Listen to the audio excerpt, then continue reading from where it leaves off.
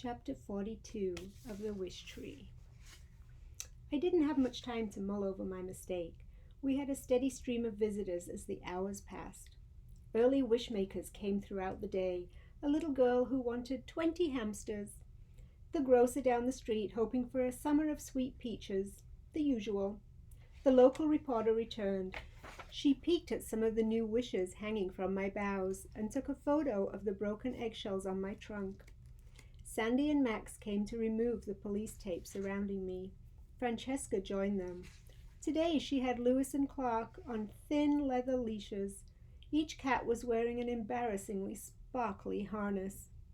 Francesca discussed the broken eggs with Sandy and Max, while Lewis and Clark wove around her legs. "I've got a tree cutter coming out later to give me an estimate," Francesca said. "So you're definitely cutting it down?" Sandy asked, in what I like to think was a disappointed voice. "Yep, no question. See that muck? All the water in the yard?" Francesca pointed at the soggy lawn. "Plumber told me this dang tree is plugging up some of the pipes. Least bit of rain and the yard turns into a giant mud puddle." "Still, people are going to be sorry to see it go," Max said. He reached for Clark's leash and tried to unwrap Francesca. "I know it's a good old tree, but sentiment doesn't pay the plumber." Sandy grabbed Lewis, while Francesca attempted to unknot herself from the leashes. "What about the animals and birds that live in the tree?" she asked. "Ah, that's where I'm using the old noggin," Francesca said. "Every year the opossums and owls and such vacate premises on wishing day. Strangest thing. It's like they know what's coming." She hopped over the web of leashes. "Suppose they don't like being disturbed. In any case, I'm hoping the cutters will come late tomorrow afternoon. Most of the wishing will be done by then." "What will you do with all the wishes?" Sandy asked. "Put 'em in the trash when no one's looking. That's what I do every year. Whole thing's nonsense anyway." Max and Sandy looked at me sympathetically. I know. I don't have a sentimental bone in my body." Francesca paused to address the cats, who were yanking her in opposite directions. "If dogs can do this, why is it such a challenge for you two?" She turned her attention back to the police. "But it's time. More than time. Well, we're going to swing by tomorrow. Keep an eye on things. No lead on the person who carved that word, but with the eggs and people just generally riled and the cut down," Sandy shrugged, "couldn't hurt to have us keeping an eye on things." "Thanks," Francesca said. "Not necessary, but I appreciate it." Lewis and Clark caught a glimpse of Bongo and lunged for my trunk. "Whoa, you crazy felines!" Francesca cried, reining them in. They hissed at Bongo. She spread her wings menacingly and let out her most ferocious caw. Lewis and Clark retreated for the safety of Francesca's arms. Once again she was a tangled knot of leashes and cats. Sandy smiled. "Maybe leave the cats at home tomorrow, Francesca." Chapter 43. That afternoon I met my executioners. Not having teeth, I've never really understood the fear people seem to have of dentists. I've overheard conversations where the words root canal and cavity were used, but in tree world they have different meanings. After seeing the tree cutters and their equipment, I understood. When a truck carrying powerful chainsaws along with something ominously called a stump grinder shows up, well, you know you're in trouble. Mind you, an arborist is a great friend to trees. We need our limbs trimmed just the way you need to cut your fingernails and your hair, although for us it's only once or twice a year, and it's called pruning. I always feel especially elegant after a good pruning. But pruning is usually done with special shears that look like giant scissors, or with a small saw on a long pole. Stump grinders are generally not part of the plan. It didn't help when 3 men wearing orange hard hats went to Francesca's door and announced they were from the Timber Terminator's tree service. "I'm going to make a deposit on those silly hats," Bongo muttered. "No, Bongo," I said, although the idea was tempting. "Let's wait and see what's what. Maybe they're just here for some pruning. You really are an optimist. Francesca walked the men over, this time without Lewis and Clark, and they discussed costs and timing. That's right, they talked about cutting me down even as they enjoyed the shade from my lovely limbs. Talk about insensitive. One of the men, he introduced himself as Dave, climbed a ladder to inspect my hollows. Agnes, hairy spiders, and Big U eyed him warily, ready to defend their babies. You've got some critters here, ma'am, he reported. Yes, I know, Francesca said, every year like clockwork. Bongo flew up to a spot near Agnes. Just one deposit, she said under her breath. That's all I'm saying. Situation like this, we generally advise cutting in late fall, less likely to disturb any nests. I've got that covered, Francesca nodded, her hands on hips. Animals and birds hightail it out of here every May 1st. Wishing Day, you know. Dave scratched his stubby chin. Wishing Day? People make wishes, put 'em on the tree. Animals and birds don't like all the noise. If you could do this tomorrow afternoon, the timing would be perfect. Do you work Saturdays?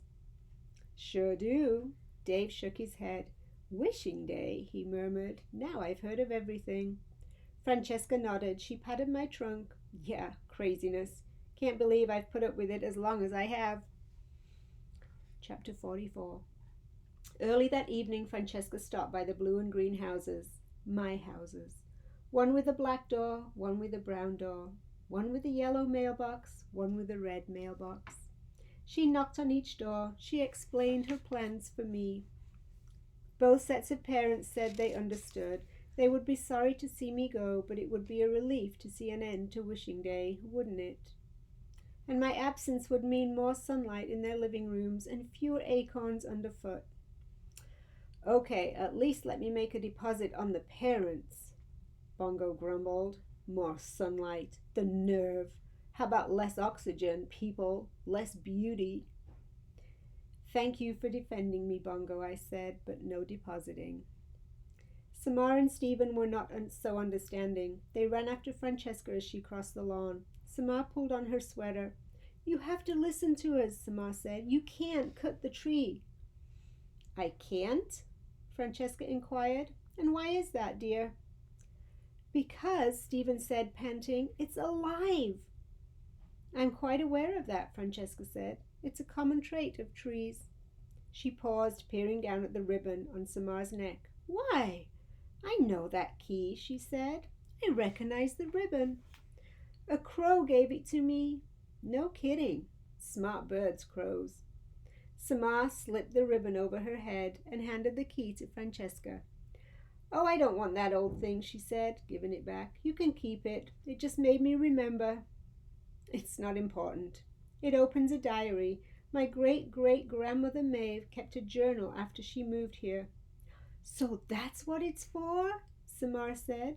Where is it? said Stephen, the journal. Attic, maybe? Oh, no, it's probably in the shed behind Samar's house. Got a lot of old family stuff stashed away in there. She gave a wry smile. Unless it all floated away. Backyard's pretty wet right now. Which, by the way, is one of the reasons it's time to say goodbye to the tree. Samar wiped away tears. You don't understand. This tree. It's almost like it's human. That's sweet. Francesca patted Samar's head. But, honey, it's just a tree. She squared her shoulders. Now I must go feed Lewis and Clark. I can hear them complaining all the way over here. And I've got a busy day ahead of me tomorrow. As she moved to leave, Stephen stepped in front of her.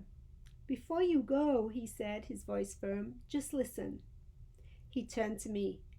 Say something, he instructed. Please, tree, Samar pleaded. I kept silent. What more was there to say? Francesca looked from Stephen to Samar and back again. Children, she said, perhaps those video games you like to play have addled your brains. Talk, tree, Stephen said. Silence. It can talk, Samar told Francesca. Real words. It told us a story about Maeve. Francesca, for just a moment, hesitated. She looked at me. You mean metaphorically, of course. The tree seemed to talk to you, the leaves whispered, and so on. It told us about the hollow and the baby. Francesca blinked. The baby? Yes, Samar said, the abandoned baby. Again, Francesca paused. Of course, I've told that family story before. You probably heard it from the neighbor. Stephen shook his head. We heard it from the tree. Oh my, said Francesca. She waved a hand in front of her face. You're wearing me out, you two. I am so very glad my parenting days are behind me. Listen here, you get a good night's sleep, understand? Or maybe some counseling? As quick as she could, Francesca made her way across the lawn, her shoes caked with mud. Francesca, Stephen called. It's just a tree, dears. Repeat after me. It's just a tree. I was wondering if we could look for that diary. She glanced over her shoulder. Maeve's journal? Be my guest, if it's not underwater by now. She held up her palms. Just no more tree craziness. You hear? When Francesca was back in her house, Stephen and Samar looked at me accusingly. Why didn't you talk?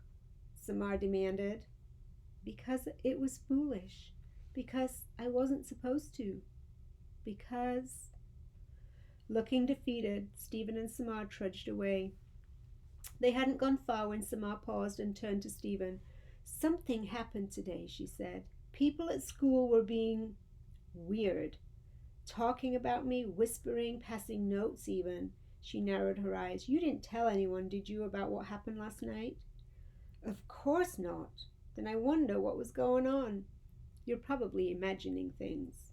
I don't think so. I mean, I'm used to people talking about me, being mean, but this was different.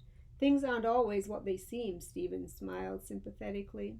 Come on, let's go check out that shed. I watched the two of them head towards Samar's backyard. They were talking, laughing, becoming friends. Perhaps, maybe I hadn't been so foolish after all.